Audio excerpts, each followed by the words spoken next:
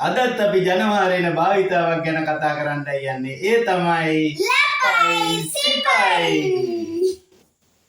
එතකොට කොහොමද ඒක හැදුනේ? ලපයි සිපයි කියන භාවිතාව ජනවාරට ආවේ බොහෝම ඈත ඉතිහාසයක ඉඳලා.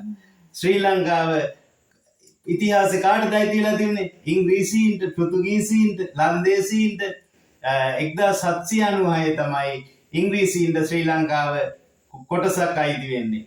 ඊට පස්සේ ඉංග්‍රීසි පාලකයන් ශ්‍රී ලංකාව මුලින්ම මෙයටත් වෙනවා 1815. ඔව් 1815 මාර්තු 2 වෙනිදා 1815 මාර්තු 2 වෙනිදා ශ්‍රී ලංකාව සම්පූර්ණ ඉංග්‍රීසියට යටත් වුණාට පස්සේ ඉන්දියාව ශ්‍රී ලංකාවේ කැරලි මර්ධනයට ගෙන්නනවා නැගෙනහිර ඉන්දීය වෙළඳ සමාගමට සෙබළුන්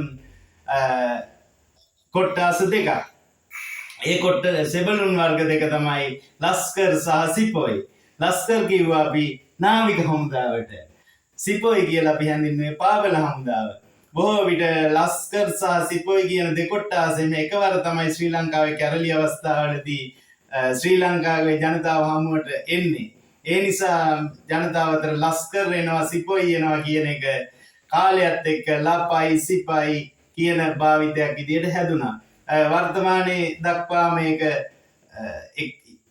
යාළුවෝ දෙන්නෙක් එකිනෙකාට පරස්පර විරෝධී පෙනුම තියෙන යාළුවෝ දෙන්නෙකුට අපි අඳුන්වනවා ලපයි සිපයි කියලා. Thank you very much for watching us.